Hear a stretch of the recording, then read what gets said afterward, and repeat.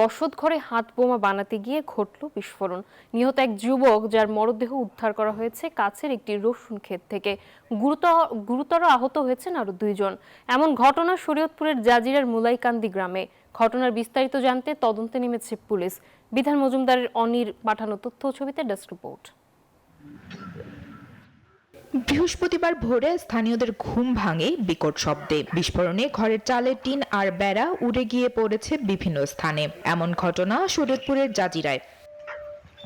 কিছুদিন আগেই এই বসতঘর নির্মাণ করেন বিলাসপুর ইউনিয়নের মুলাইকান্দি গ্রামের সাগর ব্যাপারী। ভ্যান চালক সাগর, ইউপি চেয়ারম্যান কুদ্দুস ব্যাপারীর চাচাতো ভাই। তার সদ্যনির্মিত ঘরে চলছিল হাত বোমা তৈরি।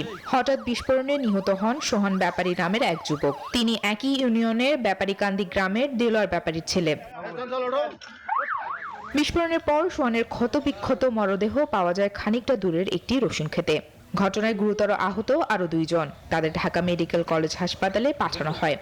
অনেক রাইতে আওয়াজ পাইছি, বাবু সুদ্ধা চমকে উঠে বইয়া রয়েছি, আর কিছু দেখিও না, কিছু শোনার মতো আমার ক্ষমতা নাই। দেখি যে এদিকে থেকে দুমে আইয়া আমি দৌড়ি পড়ে গেছি। পড়ে যাওয়ার সাথে সাথে দেখি যে অনেক মানুষ। আগে লোক অনেক মারামারি হইতো, এই দলে সেই দলে দোনো পক্ষে মারামারি করতো। তো দোনো পক্ষের মাসি জেল জুল খারছে, খাইতে খুঁটে নিরাপদ রয়েছে, যাও আমরা একটা শান্তি রয়েছি। ঘটনাস্থল পরিদর্শন করেছেন পুলিশের ঊর্ধ্বতন কর্মকর্তারা। তদন্ত করে দোষীদের আইনের আওতায় আনার আশ্বাস দেন তারা। আমরা এখানে আসার পরে যে আলামতগুলো দেখতে পেলাম, তাতে দেখা যাচ্ছে যে বিস্ফোরকের আইটেমগুলো আছে। এখানে রক্তের কিছু চিহ্ন পাওয়া গেছে এবং পরবর্তীতে চিহ্নর আলোকে যাওয়ার পরে আমরা ক্ষেতের ভিতরে একটা সরিষা ক্ষেতের দিকে একজন লাশ পাওয়া যায়। ডিসিএসকে আমরা পেয়েছি। আরেকজনের বিষয়ে আমরা নাম শুনেছি যে সে আরেকজন ইনজুর্ড হয়েছে, সে চিকিৎসার জন্য গিয়েছে। ঘটনার পর থেকে পুরো এলাকা ঘিরে রাখার কথা জানিয়েছে পুলিশ। Desk report, news 24।